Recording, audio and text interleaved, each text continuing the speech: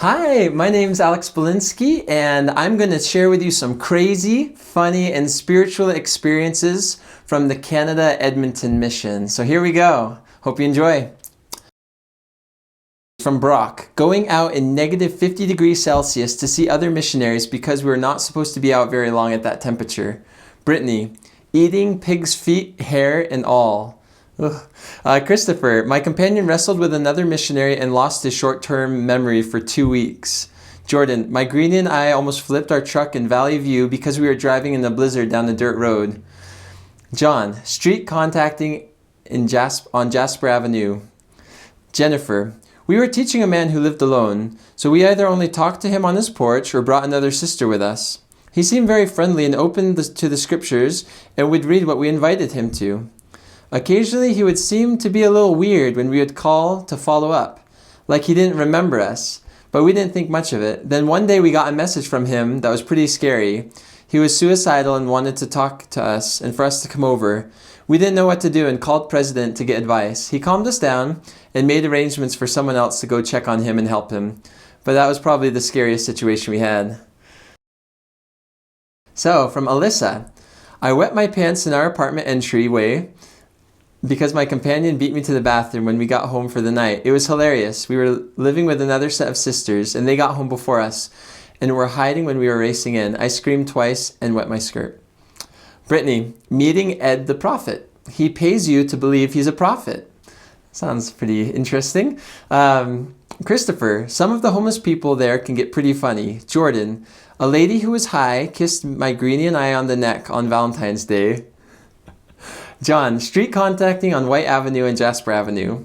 Jennifer, walking down the sidewalk street contacting, we approached a man who stood to talk to us.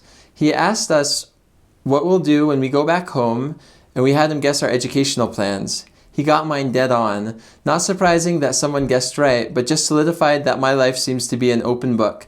Strangers can literally read my face and accurately predict my life plans. The funnier story was when my companion yells, "Pole!" just as I walked into the pole. A pole. Who puts a pole in the middle of a sidewalk?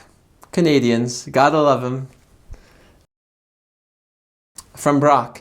Having a mission-wide fast for the missionary work and experiencing the many small miracles that took place following and during the fast.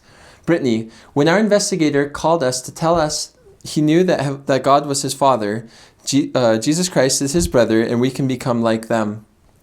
Christopher, giving a blessing to a lady from Uganda, and when it was over, she was in tears and asked us if we could bless her son. Jordan, having the reflections of Christ come through my area. I think they're like a performing group that kind of reenacts Christ's ministry. John, teaching a family from Hungary for the first time.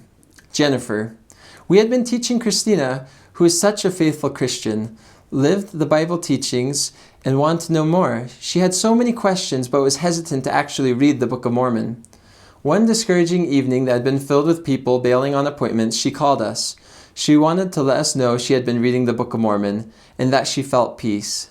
Definitely a tender mercy. Well, anyway, I hope you enjoyed that.